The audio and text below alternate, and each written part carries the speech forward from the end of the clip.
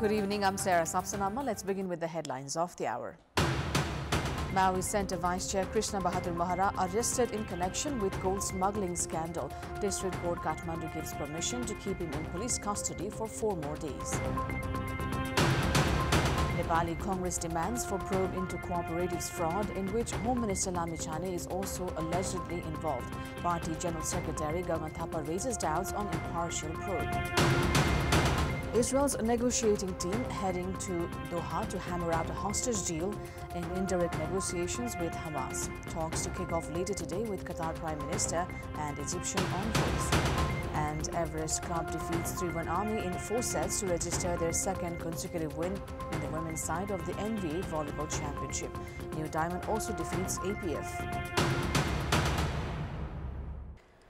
CPN Maui Centre Vice Chair Krishna Bahadur Mahara, after being arrested this morning in connection with gold smuggling scandal, was taken to Kathmandu District Court to extend date to keep him in police custody. The court has provided permission to keep him in custody for 4 more days. Mahara was arrested in Kapilvastu earlier today and brought to the capital for investigation into his alleged connection with gold smuggling scandal. According to a police source, Mahara, who was heading to Rolpa, was arrested in suspicion of trying to flee to India. After bringing him to Kathmandu, he was taken to hospital for medical checkup and then to Kathmandu District Court to extend the date. The Central Investigation Bureau, CIB of Nepal Police, has already begun investigation on him. Before Mahara was arrested this morning, Home Minister Ravi Lamichhane had held a meeting with Prime Minister Pushpa Kamal Dahal at the Prime Minister's official residence in Baluatar. Mahara was arrested in connection with a case involving the gold smuggling of 61 kilograms, which took place on 18th of July last year. Prime Minister Pushpa Kamal Dahal has stated that no one involved in gold smuggling scandals would be spared.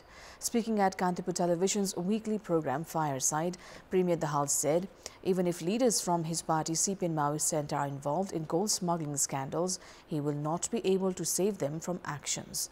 Dahal also expressed commitment of arresting GB Rai, who has been alleged of cooperatives fraud and is still absconding.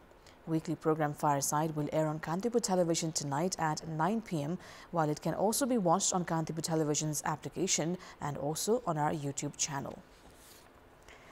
Nepali Congress has demanded for an impartial probe into cooperatives fraud in which Home Minister Lamichhane is also allegedly involved in.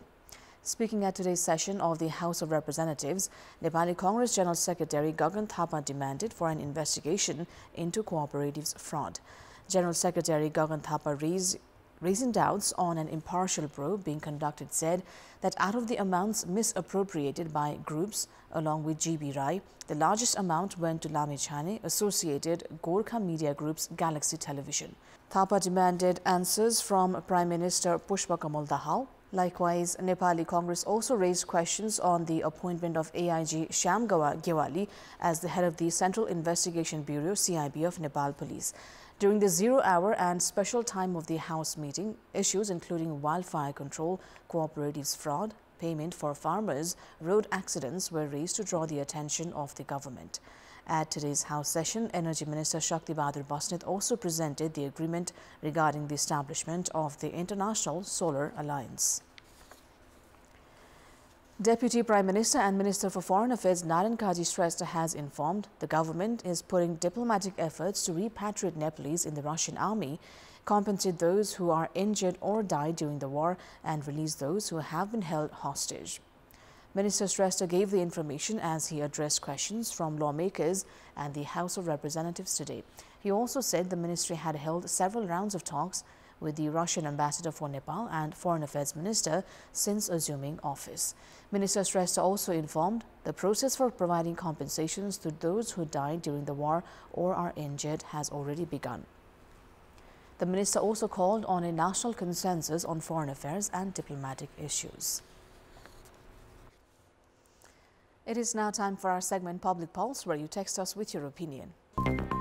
The question is, will the number of tourists in Pokhara increase following the city being declared the tourism capital? Your options are A, will increase, B, will not make much difference, C, only limited to talks. The voting is on. Type NEWS, select your option A, B or C and send it to 34001 to share your opinion with us. Time now for international update.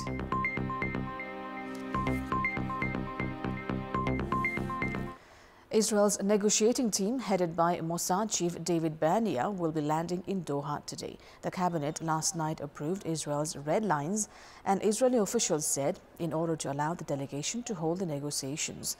Barnea's team has a broad mandate to hammer out a hostage deal in indirect negotiations with Hamas, Israeli officials told Hebrew media, with one source saying both sides will need to show flexibility.